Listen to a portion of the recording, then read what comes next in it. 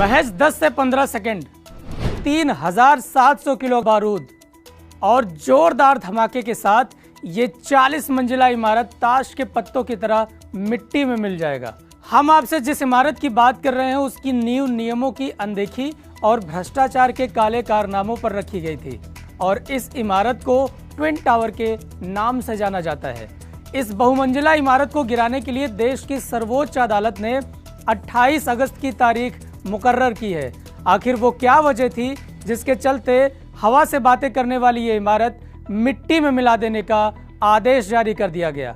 इसे कैसे गिराया जाएगा? आसपास रहने वाले लोगों का क्या होगा? इसे गिराने की प्रक्रिया में धूल का जो गुबार उठेगा उससे निपटने की क्या तैयारी की गई है? इन सभी सवालों का जवाब हम आपको इस इनसाइड स्टोरी में बताने वाले हैं। सबसे पहले आपको ये जानना चाहिए कि भ्रष्टाचार की बुनियाद पर इस 40 मंजिला इमारत की नींव कैसे रखी गई। नोएडा प्राधिकरण ने साल 2006 में सुपरटेक को 17.29 एकड़ जमीन सेक्टर 93A में आवंटित की। इस सेक्टर में emerald court group housing project के तहत 15 टावरों का निर्माण किया गया। प्रत्येक टावर में 11 मंजिल बनाई गई। 2009 में नोएडा अथॉरिटी के पास सुपरटेक बिल्डर ने एक रिवाइज्ड प्लान जमा करवाया। इस प्लान में एपेक्स और सियान 2 टावरों के लिए FAR यानी फ्लोर एरिया रेशियो निर्धारित किया गया। इस पर बिल्डर ने 40 फ्लोर के हिसाब से कुल 857 फ्लैट बनाने का काम शुरू कर दिया, जिसके बाद इसमें करीब 600 फ्लैट की बुकिंग भी हो गई। लेकिन कुछ दिनों के बाद ही बायर्स ने इसका विरोध करना शुरू कर दिया और इसे गिराने के लिए RWA ने इलाहाबाद हाई कोर्ट में याचिका दायर की और अदालत में इसके निर्माण में यूपी अपार्टमेंट ऑनर्स एक्ट के उल्लंघन का भी दावा किया गया और ये तर्क दिया गया कि दोनों टावरों के बीच की दूरी 16 मीटर से कम है और इसके साथ ही टावर के जो सबसे करीब इमारत है उसकी दूरी महज 9 मीटर है और उस बिल्डिंग में भी सैकड़ों परिवार रहते हैं।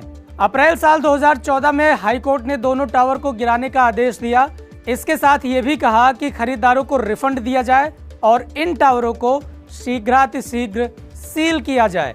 हाईकोर्ट के फैसले को सुप्रीम कोर्ट में चैलेंज किया गया, लेकिन कहते हैं ना कि भ्रष्टाचार की बुनियाद बहुत कमजोर होती है और सुप्रीम कोर्ट ने हाई कोर्ट के फैसले को बरकरार रखते हुए इसे ढहाने का आदेश जारी कर दिया। अब हम आपको बताएंगे कि इस गगनचुंबी इमारत को कैसे गिराया जाएगा।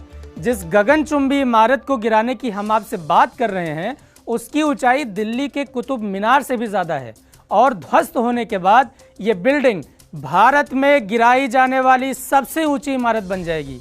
आपको ये भी बता दें कि इस इमारत में 40 फ्लोर हैं, जिसे गिराना कोई आसान काम नहीं है क्योंकि ये टावर एक रिहायशी इलाके के बीचों बीच खड़ा किया गया है और इसके आसपास करीब 7000 लोग रहते हैं और जरा सी चूक लोगों की जान के लिए खतरे का सबब बन सकता है।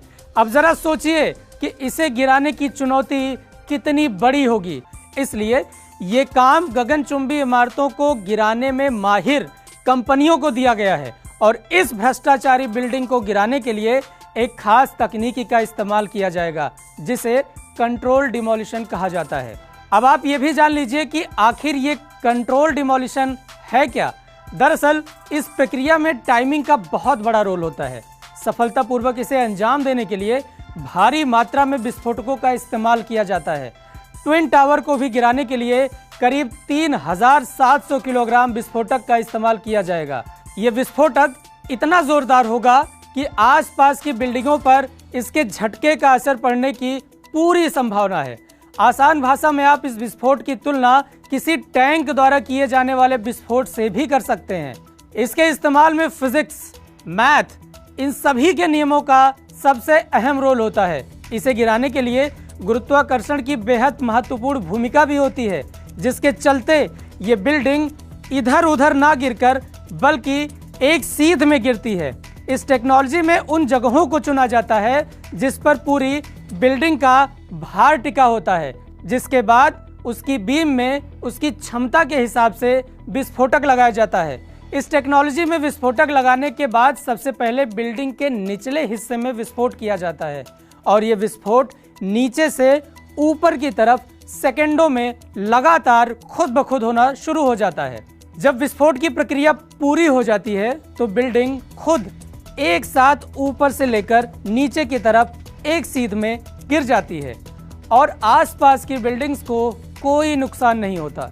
आपको हमने ये तो बता दिया कि ये गिराया कैसे जाएगा, लेकिन इसके बाद अब सवाल खड़ा होता है कि ट्विन टावर के आसपास जो लोग रह रहे हैं उनकी सुरक्षा के लिए क्या कदम उठाए गए हैं। इस इमारत में विस्फोट करने से पहले उसके आसपास रह रहे करीब 7,000 लोगों को 100 से 200 मीटर रेडियस के बाहर निकाला जाएगा।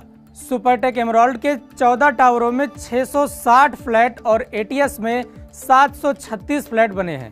पार्किंग की गाड़ियों को भी दूसरी जगह पार्क किया जाएगा।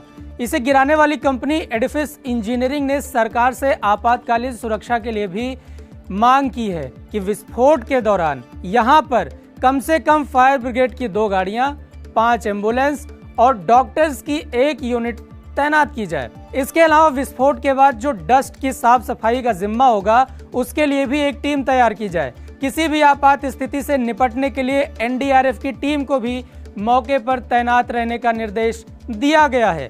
ट्विन टावर के आसपास की इमारतों के डैमेज कंट्रोल के लिए 100 करोड़ का बीमा भी किया गया है। इसके पास से ही गेल की एक गैस पाइपलाइन भी गुजरती है।